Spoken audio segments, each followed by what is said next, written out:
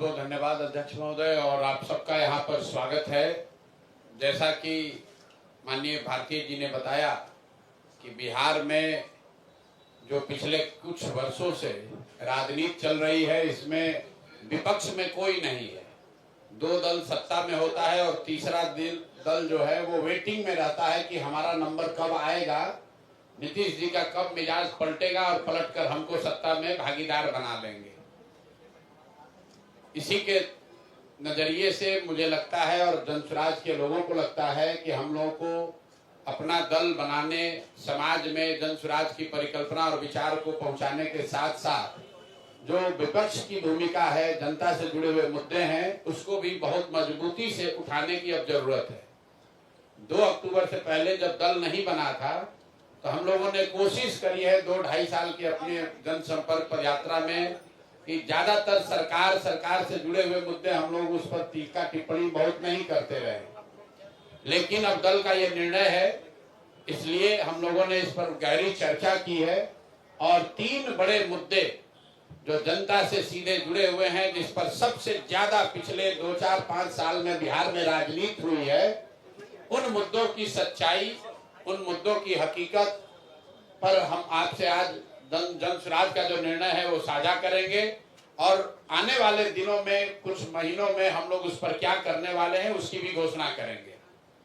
तो पिछले 2-3 साल में सबसे ज्यादा राजनीतिक रोटी यहाँ सेकने की कोशिश की गई है जातीय जनगणना के नाम पर। आप सभी साथियों ने भी सैकड़ों सवाल, सैकड़ों प्रेस कॉन्फ्रेंस ऐसे करे होंगे जिसमें आपने जातीय जनगणना होना चाहिए कि नहीं होना चाहिए इसको लेकर सवाल किए, उस पर जवाब मांगे। नेताओं ने, जिन्होंने जातीय जनगणना कराने की घोषणा की, 500 करोड़ रुपया बिहार सरकार का खर्च करके जातीय जनगणना कराया, उनके नियत कभी भी किसी जाति की मदद करने की नहीं थी। वो इस जातीय उन्माद को फैलाकर फिर से समाज में राजनीतिक रोटी सेकना चाहते थे। ऐसा इसलिए हम कह रहे हैं कि अब आपके सामने आंकड़े रख रहा हूं कि जातीय जनगणना में क्या निकल कर आया, और 2 बरस करीब 18 महीने हो गए जातीय जनगणना के। रिपोर्ट 2 अक्टूबर 2023 को प्रकाशित किया गया। 7 नवंबर 2023 को विधानसभा के पटल पर यह रिपोर्ट रखी गई और 22 नवंबर 2023 को नीतीश कुमार ने, तब तेजस्वी यादव के साथ जो सरकार चला रहे थे, मिलकर जातीय जनगणना के आधार पर 5 बड़ी घोषणाएं की। अब उनकी हकीकत आप देख लीजिए। जातीय जनगणना में सरकार ने ये माना कि 34% से ज्यादा लोग बिहार के गरीबी रेखा से नीचे आज भी रह रहे हैं। लेकिन ये महत्वपूर्ण आंकड़ा नहीं है।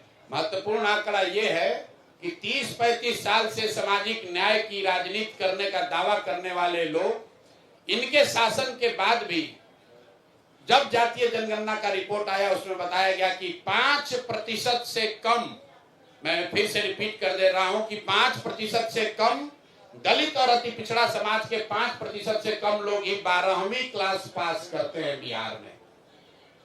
जिन लोगों ने रिपोर्ट बनवाया उन्होंने पढ़ा भी नहीं।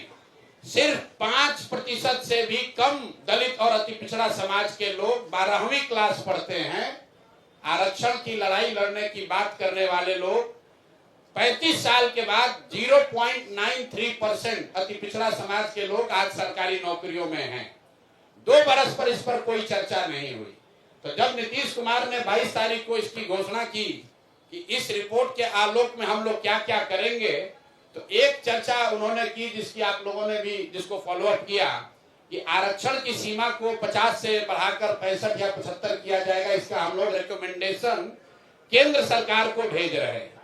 तो मैं अब पहला मांग ये कर रहा हूं नीतीश कुमार से कि भैया, केंद्र में भी तुम्हारी सरकार है और राज्य में भी तुम्हारी सरकार है और सामाजिक न्याय के आप पुरोधा भी हैं। तो अब आप बता दीजिए कि जो आपने केंद्र में आरक्षण बढ़ाने का मांग यहाँ लिखित भेजा था, उस पर अभी स्थिति क्या है। सरकार ये बताए समाज को कि आपने आरक्षण बढ़ाने की जो मांग करी थी उस पर आज स्थिति क्या है, या आप उसको भूल गए, बेवकूफ बना रहे थे सबको। और तेजस्वी यादव भी बताए कि विपक्ष के नेता होने के नाते उन्होंने इस पर अभी तक क्या किया है। लेकिन दूसरा जो महत्वपूर्ण बात है जिस पर कम चर्चा हुई, उस रिपोर्ट के आधार पर 22 नवंबर 2023 को नीतीश कुमार ने घोषणा की कि 94 लाख परिवारों को, जिसमें हर जाति के गरीब लोग शामिल हैं, 94 लाख परिवारों को रोजगार के सहायता के लिए 2 लाख रुपए प्रति परिवार 5 वर्षों में किस्त के आधार पर दिए जाएंगे। तो भैया 2 बरस का बजट हो गया। हम इंतजार कर रहे थे, क्योंकि अगर पहले कहते तो ये लोग कहता कि अभी 5 बरस में कहें तब न होगा। तो 2 बरस पूरा हो गया। मैं सरकार से ये पूछना चाहता हूं, जनसुराज परिवार ये जानना चाहता है कि 94 लाख लोगों को जिनको 2-2 लाख रुपया देने का आपने वादा किया था, उसमें कितने लोगों को आपने कितना पैसा दिया? और अगर नहीं दिया तो मान लीजिए कि जैसे आपके मोदी जी, आपके जो आजकल जिनके आप लाडले मुख्यमंत्री हैं, मोदी जी ने जैसे 15 लाख रुपया सबको देंगे का जुमला फेंका था, आप भी ये मानिए कि आपने भी ये बिहार के लोगों को जुमला दिया था कि 94 लाख परिवारों को, और इसमें सिर्फ किसी जाति विशेष के लोग नहीं हैं, विधानसभा के पटल पर। और आपको मैं कह रहा हूं 22 नवंबर का नीतीश कुमार का ट्वीट देख लीजिए, उनके ऑफिशियल हैंडल से ये ट्वीट किया गया है कि 94 लाख गरीब परिवारों को 2 लाख रुपया की राशि दी जाएगी। अभी तक एक परिवार को 1 रुपया भी नहीं दिया गया है। तीसरी जो बड़ी घोषणा उन्होंने की थी कि 39 लाख परिवारों को जो होमलेस है, लैंडलेस हैं, उनको 1,20,000 रुपया घर बनाने के लिए दिया जाएगा। तो मैं तीसरी मांग ये कर रहा हूं कि जातीय जनगणना के नाम पर समाज को लड़ाने की जो योजना आपने बनाई थी वो तो कामयाब हुई नहीं। ये बता दो कि 39 लाख लोगों में से कितने लोगों को 1,20,000 रुपए की राशि दी गई है। तो जातीय जनगणना को लेकर मेरे 3 सवाल जनसुराज के हैं। पहला कि आरक्षण बढ़ाने के लिए जो आपने दावा किया था कि आप केंद्र सरकार को रिकमेंड कर रहे हैं, उस पर आज स्थिति क्या है? किस तारीख को आपने रिकमेंड किया और केंद्र सरकार ने उस पर क्या निर्णय दिया? क्योंकि केंद्र में भी भाजपा और नीतीश की ही सरकार है, और अगर नहीं दिया तो प्रधानमंत्री अभी आ रहे 24 तारीख को, तो मधुबनी में प्रधानमंत्री को यह घोषणा करना चाहिए, जवाब देना चाहिए, क्योंकि जदयू के लोग भी भीड़ जुटाने में लगे हैं। सरकारी खर्चे पर डीएम सीडीपीओ से लेकर सारा प्रशासन लगा हुआ है, सरकारी खर्चे पर भीड़ जुटाई जा रही है। तो उसमें मोदी जी को और नीतीश जी को बताना चाहिए कि जातीय जनगणना के आधार पर आरक्षण बनाने के प्रस्ताव की स्थिति आज क्या है। दूसरा, 94 लाख परिवारों को जो 2 लाख रुपया आपने देने की बात कही थी, उसकी स्थिति क्या है? हम लोग की जानकारी के हिसाब से, आप लोग भी पत्रकार है, अभी तक के बजट में 2 बजट में इस योजना के तहत 1 रुपया का भी प्रावधान नहीं किया गया है। और तीसरी बात कि आपने 39 लाख जो होमलेस, लैंडलेस, खासकर दलित समाज के लोग थे, उनके लिए अभी तक 1,20,000 रुपया जो जारी करने के लिए कहा था, उसमें कितना पैसा जारी किया? एक ये विषय है जातीय जनगणना का। दूसरा जो सबसे बड़ा ठगी का काम नीतीश कुमार ने किया है पिछले 10 वर्ष में, दलित महादलित के नाम पर बहुत दिन से राजनीति चल रही है। आपको याद होगा नीतीश कुमार ने 2006 में महादलित विकास योजना, महादलित विकास मिशन बनाया था। उस मिशन में एक बड़ा वादा ये किया गया था कि दलित समाज के जितने लैंडलेस, होमलेस लोग हैं, उनको 3 डिसमिल जमीन, 1306.8 स्क्वायर फीट जमीन घर बनाने के लिए दिया जाएगा। ये वादा नीतीश कुमार ने महादलित मिशन के नाम पर 2008-06 में किया था। योजना शुरू की गई 2008 में, और पिछला जो आंकड़ा अभी उपलब्ध है, सरकार के द्वारा उपलब्ध कराया गया है, उसके अनुसार 2,34,000 दलित परिवारों को, उसमें कुछ ईबीसी परिवार भी शामिल हैं, 2,34,000 परिवारों को ही आज तक ये 3 डिसमिल जमीन दी गई है। और उसमें भी आश्चर्य की बात सुनिए, अभी एक देशपाल कमेटी है जो प्लानिंग कमीशन में इस योजना के इवैल्यूएशन के लिए उनका इस्तेमाल किया, उनको भेजा पटना बिहार में, और देशपाल कमेटी की रिपोर्ट में बताया गया है कि 2,34,000 परिवारों को, जिनको सरकार कह रही है कि हमने लैंड 3 डिसमिल जमीन दे दिया, उसमें 1,20,000 परिवार ऐसे हैं जिनको जमीन तो दी गई लेकिन आज तक उसको पोजेशन नहीं मिला। उसको कहीं बाढ़ का, कछाड़ का ऐसा जमीन दिया है जिसका पोजेशन ही नहीं मिला। तो सरकार से दूसरी मांग हम लोग कर रहे हैं कि पहला तुमने जाति के नाम पर, जाति जनगणना के नाम पर सब में झगड़ा लगाने का कोशिश किया। दूसरा, ये दलित महादलित के नाम पर इतना दिन से रोटी सेक रहे हो, तो महादलितों को जो 3 डिसमिल जमीन देने की बात कही गई थी, कुल यहाँ पर 50 लाख से ज्यादा ऐसे दलित महादलित परिवार हैं जिनको ये इसका योजना का लाभ मिलना चाहिए था।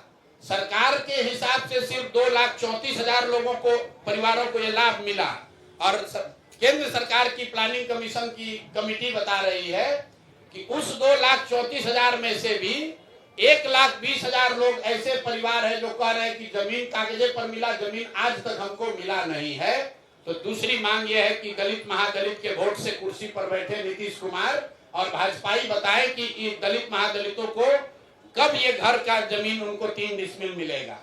और तीसरी बात, तीसरी एक बड़ी यहाँ पर राजनीति की जा रही है भूमि सुधार, भूमि सर्वे के नाम पर। आप में से कई लोगों को ध्यान होगा, भूमि सर्वे का काम यहाँ पर 2013 से शुरू किया गया है। जो पूरे देश में भूमि सुधार के दूसरे राज्यों में अनुभव हैं, उसके आधार पर अभी तक का रहा है कि 2 से 5 वर्ष में राज्य सरकारें इस तरह का भूमि सुधार, लैंड डिजिटाइजेशन सर्वे का काम पूरा कर लेती है। बिहार सरकार में जो लूट मची हुई है, जो कुव्यवस्था है, उसका आलम है कि 2013 में शुरू हुआ लैंड सर्वे, फरवरी 2025 में अभी तक सिर्फ 17,30,000 एकड़ जमीन ही सर्वे में डिजिटाइज हुआ है, जो बिहार में उपलब्ध जमीन का 20% से कम है। 5 वर्ष में 20% से कम जमीन का सर्वे के जरिए डिजिटाइजेशन हुआ। 80% जमीन का सर्वे और डिजिटाइजेशन अभी भी पूरा नहीं हुआ है, और ये पूरा इसलिए नहीं हुआ है कि सरकार ने इस सर्वे कराने के लिए न कोई व्यवस्था बनाई, न इनके पास वो टेक्नोलॉजी है, न संसाधन है। आंध्र प्रदेश में, तेलंगाना में बिहार के बाद सर्वे शुरू किया गया और 3 वर्ष में उन्होंने टेक्नोलॉजी और ड्रोन के जरिए 1-1 इंच 80% जमीन का अपना सर्वे करके कंप्लीट कर लिया। और इसमें एक और बड़ी बात सुनिए, जमीन सर्वे का असर यह है कि घर घर में लड़ाई लगा दी, भाई बहन में लड़ाई लग गया, आप में आपके फुआ के परिवार में लड़ाई लग गया। जमीन के मालिकाना हक के लिए लोग लड़ रहे हैं, और ये हम नहीं कह रहे। पिछले साल जो बिहार सरकार का क्राइम का आंकड़ा है, उसमें बताया जा रहा है कि जितनी हत्याएं यहाँ सरकार ने रिकॉर्ड की, उसमें 60% से ज्यादा हत्या के मूल में जमीन से जुड़ा हुआ विवाद है। ये बिहार सरकार का आंकड़ा है। फिर से मैं रिपीट कर रहा हूं, ये जमीन का सर्वे शुरू हुआ है 2023 से। अभी तक सरकार के आंकड़ों और दावों के बावजूद सिर्फ 20% लैंड का सर्वे कंप्लीट हुआ, और इसकी कमियों की वजह से इसमें जो लूट मची हुई है, जो भ्रष्टाचार फैला हुआ है, जमीन का दाखिल खारिज में, पेपर निकालने में, बंसावली बनाने में, जमाबंदी में इतनी परेशानी हो रही है, हजारों करोड़ रुपया लूटा जा रहा है। और इसी बिहार में, जैसा आप लोग जानते हैं, सबसे ज्यादा सीओ और डीसीएलआर वगैरह का पोस्टिंग के लिए खुलेआम 30 लाख, 40 लाख, 50 लाख रुपया, देखिए सारे पत्रकार लोग मोड़ी हिला रहे हैं, हाँ भैया बात तो ठीक है, 25 से 50 लाख रुपया लेकर पोस्टिंग की जा रही है। तो ये जो सर्वे शुरू हुआ है, ये अंचलाधिकारियों को और राजस्व से जुड़े हुए पदाधिकारियों के द्वारा धन उगाही का नया उद्योग शुरू किया गया है। तो जन सुराज परिवार 3 मांग रख रहा है। एक, कि जातीय जनगणना के आधार पर, उसके नाम पर राजनीति करके समाज को बांटने लड़ाने वाली जनता वाली सरकार, उस पर व्हाइट पेपर जारी करो और 1 महीना में बताओ कि आरक्षण पर क्या हुआ। दूसरा, 94 लाख परिवारों को किस दिन 2 लाख रुपया दोगे, और उन 40 लाख होमलेस परिवारों को 1,20,000 रुपया कब दिया जाएगा।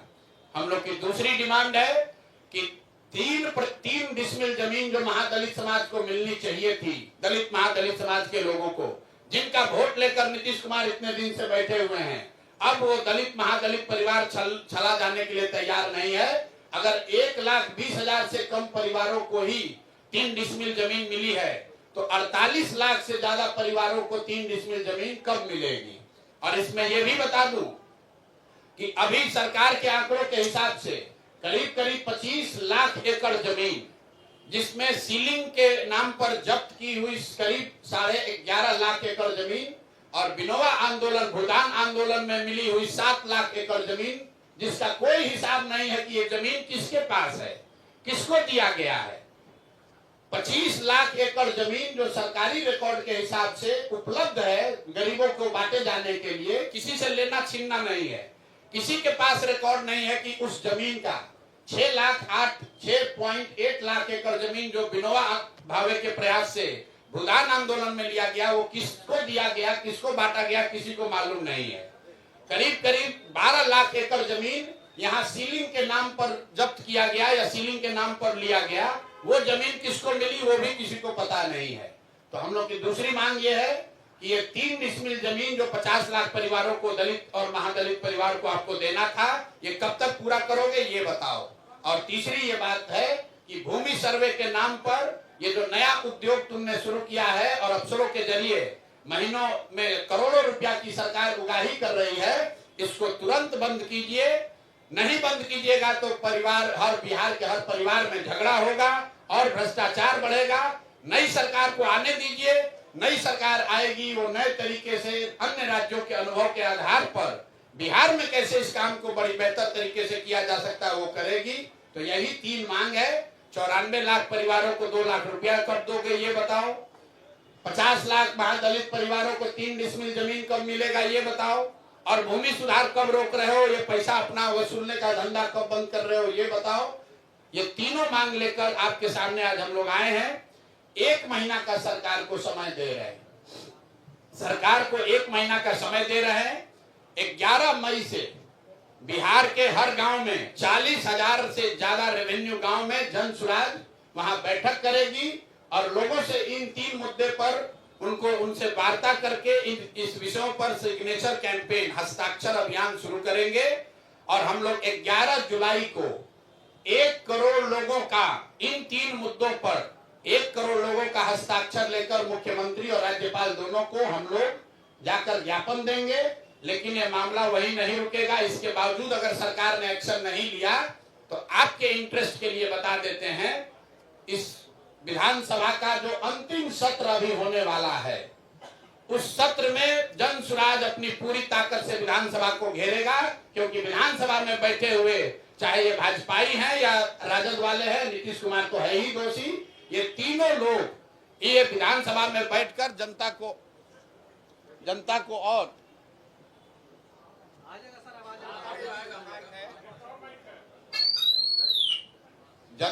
और आगे बेवकूफ न बना पाए, इसके लिए हम लोग विधानसभा का जब सत्र शुरू होगा तो इन विधानसभा का हम लोग घेराव करेंगे, प्रदर्शन करेंगे, वहीं धरने पर बैठेंगे। इसी बात की घोषणा के लिए आज आपसे मुखातिब है। बहुत बहुत धन्यवाद। एक तरफ आप भूमिहीनों को भूमि देने का बात करते हैं, दूसरी तरफ वक्फ बोर्ड के द्वारा वो जमीनों को कब्जा किया जाता है, उसका जब वक्फ बिल संसद में आती है तो आप उसका विरोध करते हैं। वक्फ बिल से कितने भूमिहीनों को जमीन मिलेगा उसका प्रावधान तो हमने एक्ट में पढ़ा नहीं है। आप यंग जर्नलिस्ट हैं, आपको ज्यादा शायद जानकारी होगी।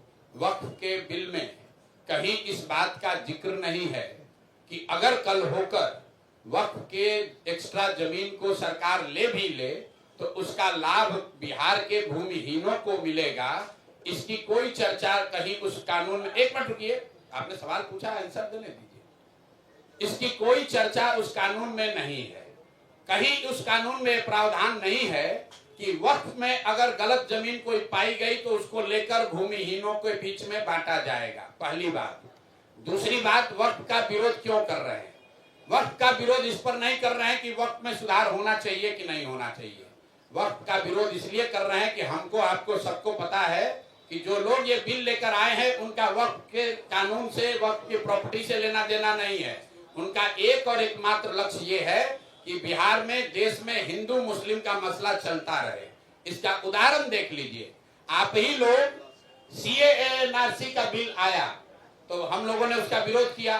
आप जैसे कई काबिल पत्रकारों ने कहा कि प्रशांत जी आप इसका क्यों विरोध कर रहे हैं, तो हिंदुओं को बाहर से लाकर, जो हिंदू शरणार्थी हैं अफगानिस्तान में, बांग्लादेश में, पाकिस्तान में, उनको लाकर देश में जगह देने की, सम्मान देने के लिए ये नीति और कानून बनाया गया है। कुछ लोगों ने ये भी कहा कि ये मुस्लिम आतंकवादी को, शरणार्थी को देश से निकालने के लिए किया गया है। आप जितने यहाँ पत्रकार बैठे हैं, मैं आपको खुली चुनौती दे रहा हूँ। अभी चुनाव है, कई बार अमित शाह आएंगे, प्रधानमंत्री से तो आपका मुलाकात नहीं होगा, लेकिन अमित शाह से पूछिएगा जरूर कि 3 बरस से इस देश में CAA-NRC लागू है, कितने मुस्लिम सो कॉल्ड शरणार्थियों को इस देश से निकाला गया। और वो बात छोड़ दो, कितने हिंदुओं को आपने नागरिकता दे दी, ये बता दो। बांग्लादेश से, अफगानिस्तान से, पाकिस्तान से आने वाले कितने हिंदुओं को आपने नागरिकता CAA-NRC में दे दी है, ये बता दो। मेरे भाई, तुमको CAA-NRC लाकर ना हिंदू की मदद करनी थी, न मुसलमान किसी शरणार्थी को हटाना था। तुम्हें सिर्फ बंगाल में हिंदू मुस्लिम करके चुनाव लड़ना था।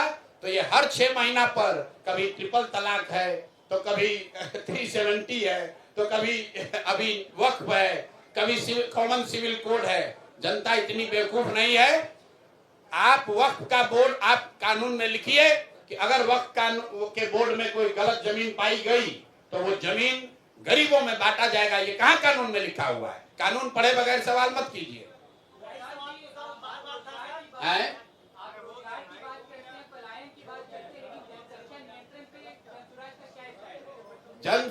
जनसंख्या नियंत्रण पर जनसुराज का नियंत्रण जो स्टैंड है वो बिल्कुल साइंटिफिक है।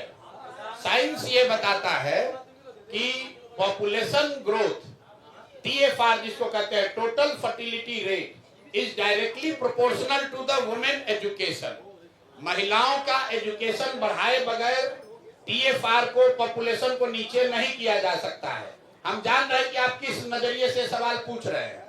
कुछ लोग ये कहते हैं कि मुसलमानों, ये भाजपाई और कुछ संघी ये बताते हैं कि मुसलमानों ने जनसंख्या बढ़ाई है। जितने लोग बैठे हैं आप लोग एजुकेट भी हो जाइए। मुसलमानों का TFR केरल में, बिहार में हिंदू महिलाओं के TFR से आधा है। फिर से याद कर लीजिए, मुस्लिम महिलाओं की फर्टिलिटी रेट केरल में, बिहार में हिंदू महिलाओं के फर्टिलिटी रेट से आधा है। ये आपको क्या बताता है? जहां पर महिलाएं पढ़ गई, जहां पर उन्हें फैमिली प्लानिंग की या अपने परिवार के विषय में निर्णय लेने का अधिकार हो गया, आर्थिक और शैक्षणिक स्वायत्तता आ गई, अपने आप पॉपुलेशन नीचे आएगा। बिल्कुल नहीं मानते हैं, आपके कहने से थोड़ी मान लेंगे। आप कहाँ पढ़े हम नहीं जानते हैं। हम व्हाट्सएप यूनिवर्सिटी में कम से कम हम नहीं पढ़े हैं। पटना में साइंस कॉलेज में पढ़े हैं और गणित की ही पढ़ाई पढ़े हैं, स्टैटिस्टिक्स ही पढ़े हैं। 78 साल के आंकड़ों में, ये भी ध्यान रखिए भाई, 78 साल में मुस्लिम आबादी प्रोपोर्शनली 7% देश में बढ़ी है। मतलब अगर आजादी के समय 10% थी तो अभी मान लीजिए 11.5% है। और इसका सीधा इसका कोई धर्म से लेना देना नहीं है। इसका इस बात से लेना देना है कि मुस्लिम परिवार में पढ़ाई कम है। अगर जिस दिन मुस्लिम महिलाएं, मुस्लिम परिवार में शिक्षा का प्रचार प्रसार हो जाएगा तो ये भी कम हो जाएगा। कोई नहीं चाहता है कि हमारा 10 बच्चा हो, अगर हम उसको पढ़ा नहीं सकते हैं, उसकी चिंता नहीं कर सकते हैं। आप हिंदू मुसलमान की बात कर रहे हैं। मुसलमानों के तो दीन में ये लिखा हुआ है, मैं अपने भाषणों में कहता हूँ। आप लोग कई बार कहते हैं कि ये धर्म के नाम पर है। मुसलमानों के दीन में, उनके हदीस में ये बात लिखी हुई है कि मुसलमानों को अपने बच्चों के साथ इंसाफ करना है। ये उनकी जवाबदेही है मुसलमान होने के नाते। ये गलत बात आप लोग मत फैलाइए। एक सवाल है, आपने जातिगत जनगणना की बात की,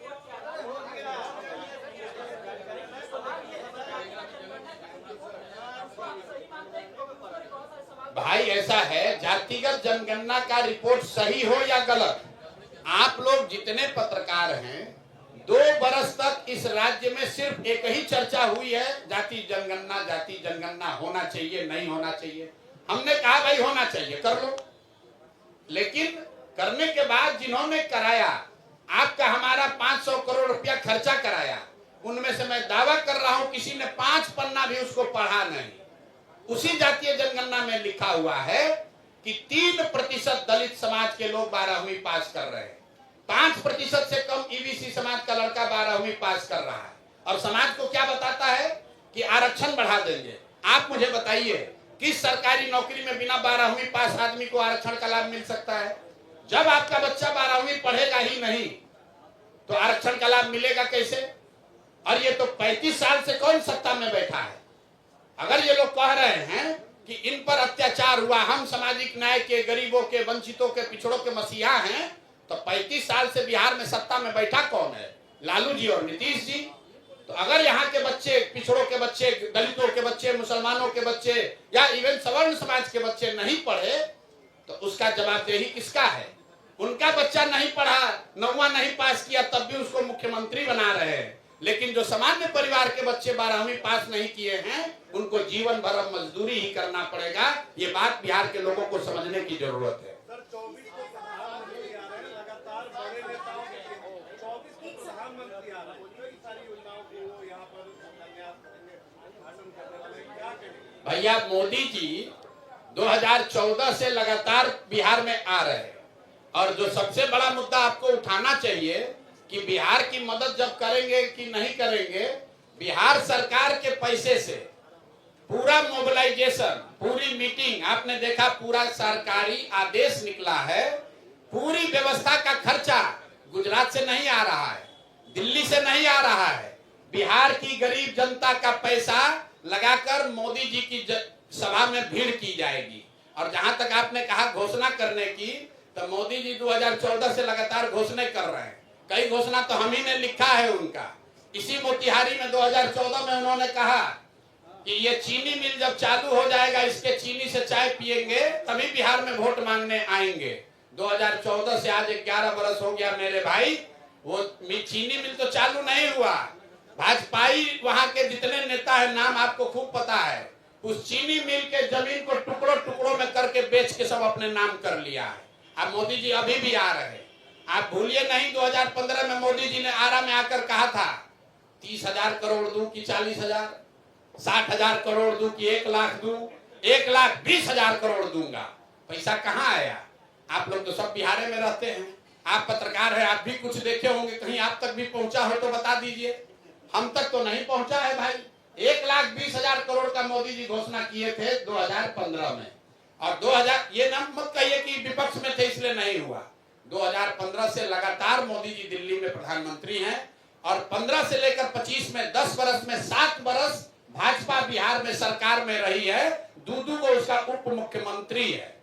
कोई मुरेठा बांधता है, कभी कभी मुरेठा खोलता है। उससे जरा पूछिए कि 1,20,000 करोड़ जो पैकेज दिए, या तो मोदी जी ने दिया नहीं, और अगर दिया तो बिहार के नीतीश और सम्राट चौधरी भाजपा की सरकार ने उसको लूट लिया। तीसरा तो कोई उपाय है नहीं।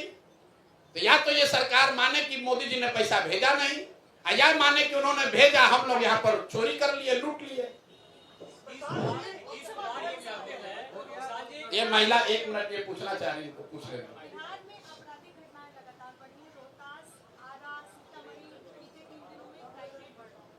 जंगल राज बना, जंगल राज पार्ट 1 बना, जंगल राज पार्ट 2 की घटना हो रही है। देखिए, हम लोग तो कह ही रहे हैं कि नीतीश की इस सरकार का इकबाल खत्म हो गया है। जिस सरकार के मुखिया को ये नहीं मालूम है कि मेरा मंत्री परिषद में साथी कौन है, जो यही नहीं पहचान रहा है कि मेरे मंत्री का नाम क्या है, उसको क्राइम और व्यवस्था की क्या समझ होगी। बिहार में क्राइम बढ़ने के 2 बड़े कारण हैं, जिसको आप लोग समझिए। एक है शराबबंदी, और दूसरा है ये भूमि सर्वे, जो मैंने अभी आपको आंकड़े दिए। 60% मर्डर के जो रजिस्टर्ड केस हैं बिहार सरकार के आंकड़ों के हिसाब से, वो कहीं ना कहीं भूमि के विवाद से जुड़ा हुआ मामला है। और शराबबंदी की वजह से प्रशासन का एक बड़ा तंत्र, ये आप लोग बात को समझते हैं फिर नहीं समझते, लिखते नहीं है। प्रशासनिक तंत्र का एक बड़ा हिस्सा सिर्फ शराबबंदी लागू करने, उसको रोकने, उससे कमाने, उसको छिपाने में लगा हुआ है। Common normal law and order के लिए लोग उपलब्ध ही नहीं है। ये बात हम नहीं कह रहे। इसी सरकार के दौरान पीछे जो चीफ जस्टिस ऑफ इंडिया थे, उन्होंने कहा कि इस तरह के आप कानून बनाते हैं तो पूरा जो लॉ एंड ऑर्डर की व्यवस्था है, कोर्ट और कचहरी है, सब चोक हो गया है। ना जेल में रहने की जगह है, ना न्यायालयों में न्याय होने की संभावना। 1 लाख से ज्यादा लोग अभी जेल में हैं। कोई पूछने वाला नहीं है कि भाई 1 लाख लोग को कब बेल मिलेगा। ये कौन 1 लाख लोग हैं? ये दलित हैं, ये पिछड़े हैं, ये मुस्लिम हैं, ये समाज के गरीब घर के लोग हैं जिनके पास कोर्ट में जाकर बेल लेने का भी साधन पैसा नहीं है। और जो पैसा वाला है वो शराब माफिया बनकर करोड़ों रुपया का लूट कर रहा है। हमको लोग कह रहा है भैया शराबबंदी हटाने के बाद क्यों करते हैं? अरे भाई